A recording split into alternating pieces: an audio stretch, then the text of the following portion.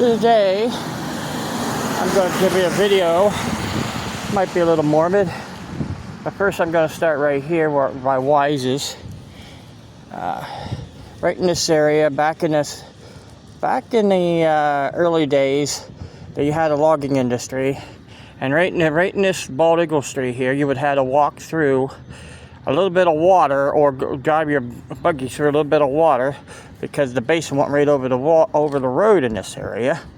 And there was no Commerce Street down there either at the time, where you cut across and go through on the other side. There was no Commerce Street, but it might have been an alley or something back then, but wasn't marked on the map. All right, but the reason why I say this is going to be morbid is right up here by the former, well, right now former Dickey School. They can't keep schools around in this area. They'd rather take the kids all over the place instead of having them walking distance. Up here, when I get up here to South Jones Street here, where it says one way, back here, this road would have been probably dirt road back when what I'm going to be talking about here at South Jones Street. You probably wonder why this road right here is like this. Well, in a minute I'll tell you. Well, right here's come the morbid part. From South Jones Street, from Bellefonte Avenue, about 3/4 of a way down beyond down this direction on South Jones Street. The reason why that road's like that will be in a few minutes here. I'm going to go down back here to the next road up. Not sure what I should know what the name of it is. I can't remember everything, but hey, like yesterday when I was walking, I couldn't remember that was a Lock Haven Protect building back there for the high school. Lock Haven High School Protect, that's what that was. Couldn't remember what it was. But it popped in my mind when I got home and looked at, well, in fact, I looked up what I was thinking. All right, down to this street. This street was separated. This used to go out, and used to go up. Used to be able to go that way and up, but that's years before one way. This one way, South Jones being one way. Right here at Clinton, and this one would be Maple Street. Right here, Maple Street down to the next street. That would have been Brown's Addition. That would have been Brown's Addition down there. That would be. Here's what I'm going to tell you what it was. It's a cemetery. That's what it was. So, and then Maple Street up to Pearl Street. No, up to that would have been up to the next street. That would be Fairview Street. That would up to the next street. But from Maple Street, that would have been Brown's Addition. From Maple Street up to Fairview Street. Then from here, it was Maple Street up to Pearl Street. This would have been one of two cemeteries, but they pretty much was connected together. So I'm not gonna go all over with this. Lock Haven Cemetery was here, and also get this. This church was all over the place. The Great Island Presbyterian Church Cemetery was in this area. I have to have somebody picking their voice up in this area. These cemeteries in this section went clear to Bellefonte Avenue from Maple Street, and it went clear up to Pearl Street. I had to keep walking here at the former Dickey School. I'm not going to walk clear up there, but Pearl Street is about three blocks up. This is the reason why. That's the reason why this here at Bald Eagle Street is like it is. It used to be a road going up through here to the cemeteries, not the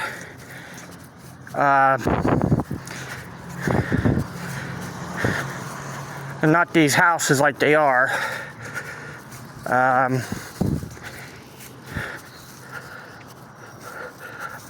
Over here, there's a case of one house that's figures. I was gonna videotape going up that direction, and somebody's up there, like coming down. So I'll have to wait till she gets through, and it's gonna be a little bit. This is up the Pearl Street, up over the hill, and over there. There's cases of people finding tombstones and grave markers, mowing their lawn and all that. Oh man, I'm trying to get this done.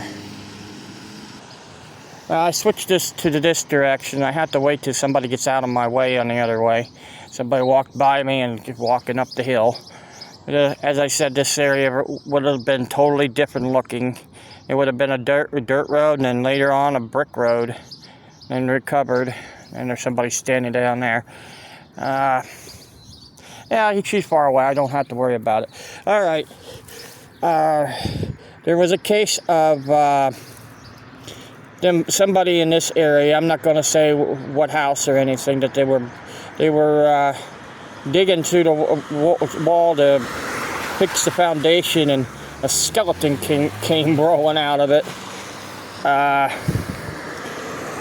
That wasn't too long ago. I mean, I think it was back in the 80s. Back in the 80s or 90s. People wondered why there was probably a skeleton coming out of the wall. That's because there used to be a graveyard in this area. Great Island Presbyterian Church Cemetery and Lock Haven Cemetery.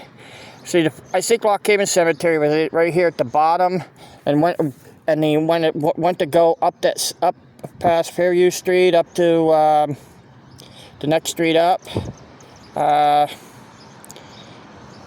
it was that was the Great Island Presbyterian Church, or it might have been vice versa.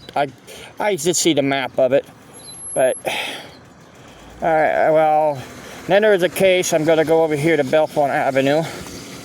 Sounds like that truck needs oil, or something fixing there. John Miller, a leader who listens to school board directors. Okay. Now you have some pink flowers to look at.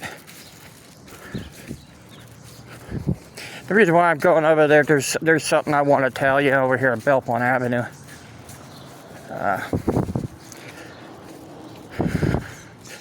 There's only two. There has been, as I said, there has been some recoveries of this stuff. I know of 2 times here in Clinton County they moved cemeteries, and this is one of them. The other cemetery was they moved the stuff up to Cedar Heights Cemetery, or that Cedar up there. But this one was moved to Highland Cemetery and some of the Flemington Cemetery. So,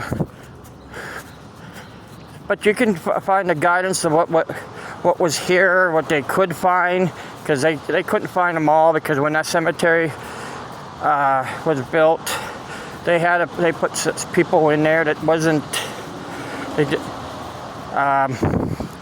pretty much back then they pretty much didn't have some tombstones to write everything down and everything. But I'm going to take a turn up this way because this person probably doesn't understand right beside me why I'm doing this. There's somebody sitting on a porch over here in this building at the end.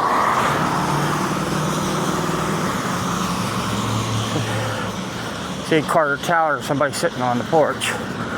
Alright. This is a little further I'm going up. Alright. Bellefonte Avenue. Formerly named Clinton Avenue. We have to change the name because it's so close to other Clinton Street, Clinton County, all that. So they changed it to Bellefonte Avenue because it's pointing towards Bellefonte, Pennsylvania.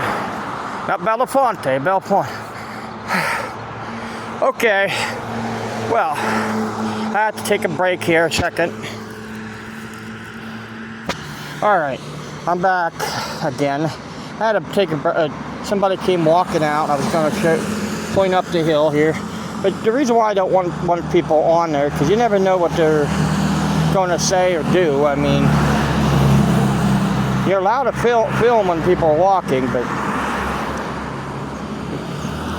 Alright, there is a case of Bellefonte Avenue here that horse and buggy was coming up through here, and there's a driveways through this area, and they pulled off into the driveway, and the horse went through the top of the ground, and the horse's foot went right into a coffin. So that's just a case of it. I mean, that was years ago, right after the cemetery was moved, and this road was still dirt road at the time. Okay, well, as I just said, near Lock Haven, there was 3 cemeteries, if you could include that Brown addition, in this area between certain streets. Brown's Addition, Presbyterian Cemetery, and Lock Haven Cemetery. A lot of people wouldn't do anything about saying about this stuff. But I'm not saying who was in the cemetery or anything. But in fact, I wouldn't even know who was in the cemetery unless I read through the books at the library. All right, well, this is a good stopping point, and you guys, I hope you enjoy this kind of a more morbid story of Lock Haven, Pennsylvania. All right, guys, have a good day.